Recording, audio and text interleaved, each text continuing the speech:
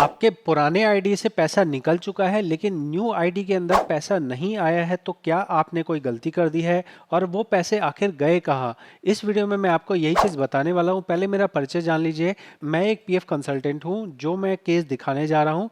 ये केस मैंने अपने पास में कंसल्ट किया है और मुझे पता है ये हज़ारों लोगों को नहीं लाखों लोगों को प्रॉब्लम होती है, इसलिए मैं ये यूट्यूब पे डाल रहा हूँ। आप इस वीडियो के गाइडेंस से अपने पेंशन के पैसे और पीएफ के पैसे कहाँ गए हैं उस चीज़ को ट्रैक कर सकते हैं। सबसे पहले मैं थोड़ी सी थ्योरी आपको समझा देता हूँ। थ्योरी ये कहती है कि जब आप एक ट्रांसफ़र फॉर्म भरते हैं, पुराने आईडी से पैसा जो है न्यू आईडी में ट्रांसफ़र होना चाहिए। इस ट्रांसफ़र होने के काम में कौन सी कंपनियां इन्वॉल्व रहती हैं? कंपनियों का ज़्यादा इन्वॉल्वमेंट इसमें नहीं रहता है। इसमें इन्वॉल्वमेंट रहता है पीएफ ऑफिस का। कंपनी का काम सिर्फ उस रिक्वेस्ट को एक्सेप्ट कर देना होता है।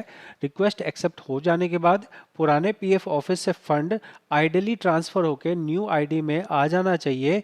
1 दिन, 2 दिन, 5 दिन के अंदर में आ जाना चाहिए।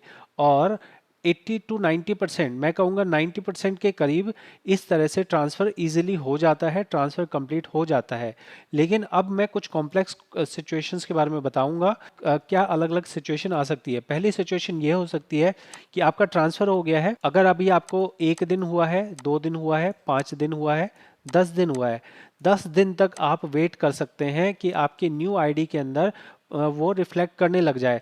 10 दिन का टाइम मैं इसलिए कह रहा हूँ क्योंकि जो पासबुक की वेबसाइट है ये कई बार हफ्ते हफ्ते बाद अपडेट होती है। जो उसके ट्रांजेक्शन्स हैं वो एक एक हफ्ते बाद यहाँ पे अपडेशन में आती है। तो एक हफ्ते के अंदर में या 10 दिन के अंदर में आपके पुराने आईडी के ट्रांसफ़र का वैल्यू आपको यहाँ पे नज़र आ जाना चाहिए। अब बात करते हैं 10 दिन से ऊपर वाली। तो मैं आपको यहाँ पे एक्चुअल सिचुएशन दिखा रहा हूँ। मैं क्लेम्स पे गया, सेटल क्लेम पे गया। सेटल क्लेम पे आप मुझे नज़र आ रहा है कि 5 नवंबर 2022 को मेरे 54,000 रुपीज़ यहाँ से ट्रांसफ़र हुए थे।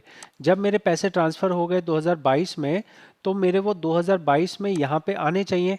तो देख सकते हैं आप यहाँ 2022 में मेरा अमाउंट यहाँ पे ट्रांसफ़र नहीं आ रहा है। तो इसका मतलब है कि वो पैसा मेरा यहाँ पे नहीं आया, तो कहीं ना कहीं वो अटक चुका है, कहीं ना कहीं वो किसी पेंडिंग ट्रांजैक्शन में जा चुका है। अब डिस्कस करते हैं कि क्या इसमें आपकी कोई गलती है। देखिए, आपकी इसमें कोई भी गलती नहीं है। आपके पास कोई ऑप्शन नहीं होता है। आपको सिर्फ फॉर्म भरने में ओटीपी सबमिट करना होता है। तो आप अपनी गलती बिल्कुल भी मत मानिए। ये टोटली गलती है पीएफ ऑफिस के बेकार आईटी सिस्टम की, बेकार एक टेक्नोलॉजी की, जहाँ पे पैसा एक जगह से ट्रांसफ़र होकर नई जगह पे नहीं आ पा रहा है। और ऐसे में आपके तरफ से क्या करने की ज़रूरत है, मैं आपको एक्चुअल सिचुएशन बता रहा हूँ। सबसे पहली सिचुएशन ये है कि अगर आप यहाँ पे कोई भी पीएफ ऑफिस देख रहे हैं, अगर आपको नज़र आ रहा है कि ये पीएफ ऑफिस तो हमारे ही स्टेट में है और हम इस पीएफ ऑफिस में विजिट कर सकते हैं, तो बहुत ही आसान तरीका है कि आपको विजिट करना चाहिए अपने पिछले वाले पीएफ ऑफिस में। क्या इसमें कंपनी का कोई रोल है? कंपनी कुछ कर सकती है? कंपनी कुछ नहीं कर सकती है। जो भी लेना देना है पीएफ ऑफिस का लेना देना है। देखिए, कहने के लिए यहाँ सेंट्रल गवर्नमेंट है, कहने के लिए एक ही ईपीएफओ है, लेकिन यहाँ पे ये लोग अलग अलग तरह से फंक्शन करते हैं। मतलब अगर दिल्ली में ही एक पीएफ ऑफिस द्वारका में है, तो वो अपने आप को अलग मानता है और वजीरपुर वाला ऑफिस अपने आप को अलग मानता है। तो अगर आपने ट्रांसफ़र किया है द्वारका से वजीरपुर में, तो आपको सबसे पहले द्वारका में जाना है और द्वारका जाके वहाँ से ये डिटेल निकलवानी है कि मेरा ट्रांसफ़र कंप्लीट हो गया। इसके लिए मुझे एक एनेक्जर के नाम का डॉक्यूमेंट दे दीजिए, जिसको प्रोड्यूस कर सकूँ मैं नए वाले पीएफ ऑफिस में। तरीका ये होना चाहिए कि आपके जो दोनों पीएफ ऑफिस है वो अपने आप में कम्युनिकेट कर लें और जहां भी आपका जो भी ट्रांसफ़र आपका पेंडिंग है उसको कंप्लीट कर दिया जाए। लेकिन सरकारी होने का मतलब यही है कि यहाँ पे वो चीज़ें नहीं होती है जो आम तौर पे आपके दिमाग में आ सकती हैं। ये सिस्टम बिल्कुल ही करप्ट है और सिस्टम इतना बेकार है कि यहाँ पे आपसे बोला जाता है कि आप एज ए मेंबर पुराने पीएफ ऑफिस में जाइए, वहाँ से हमें एनेक्जर के लाइए और फिर हम अपने पीएफ ऑफिस जो लेटेस्ट पीएफ ऑफिस जो प्रेजेंट एम्प्लॉयर का पीएफ ऑफिस है, वहाँ पे वो लोग अपने यहाँ पे रिकॉर्ड को देखेंगे और रिकॉर्ड को देख के अगर वो फंड उनके यहाँ आया होगा तो वहाँ से वो उसको रिकॉर्ड करके आपकी पासबुक में रिकॉर्ड कर देंगे। तो यही एकमात्र तरीका है जब आपको पुराने पीएफ ऑफिस से एनेक्जर के लेना है और उस एनेक्जर के को नए पीएफ ऑफिस में सबमिट करना है, तभी जाके आपका काम होगा। अब अगर आप अदर स्टेट में रहते हैं तो आप एनेक्जर के ले सकते हैं। एनेक्जर के आपको पीएफ ग्रीवाइंस की वेबसाइट से मिलेगा।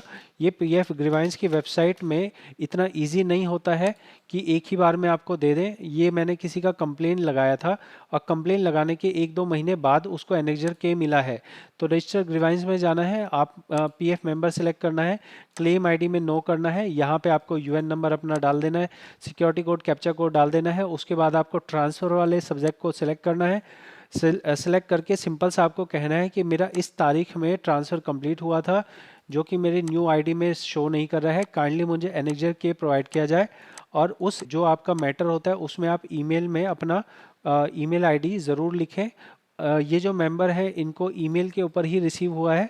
अब इस ईमेल पे जो एनेक्जर के आपको रिसीव हुआ है वो आप जाके न्यू पीएफ ऑफिस में सबमिट करेंगे। अब मान लिया कि न्यू पीएफ ऑफिस भी किसी और स्टेट में है तो फिर से वही सिस्टम, एनेक्जर के जो आपको मिला है उसको आप न्यू पीएफ ऑफिस में सिलेक्ट करके कंप्लेन के फॉर्म में लगाइए और उनसे ये कहिए कि मेरे न्यू आईडी में मेरा ट्रांसफ़र नहीं हुआ है, तो काइंडली इसको देख कर किया जाए।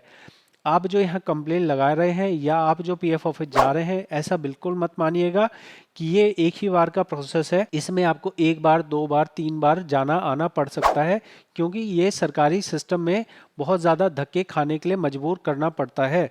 तो आप अगर इस प्रोसेस को फॉलो करेंगे तो मेरी उम्मीद है कि ये काम आपका हो जाएगा। जो मैं आपको काम बता रहा हूँ ये मेरा 5 साल का अनुभव है। अगर आपको लगे इससे फ़ायदा हुआ आपको, तो आप मेरे चैनल को सपोर्ट कर सकते हैं सब्सक्राइब करके।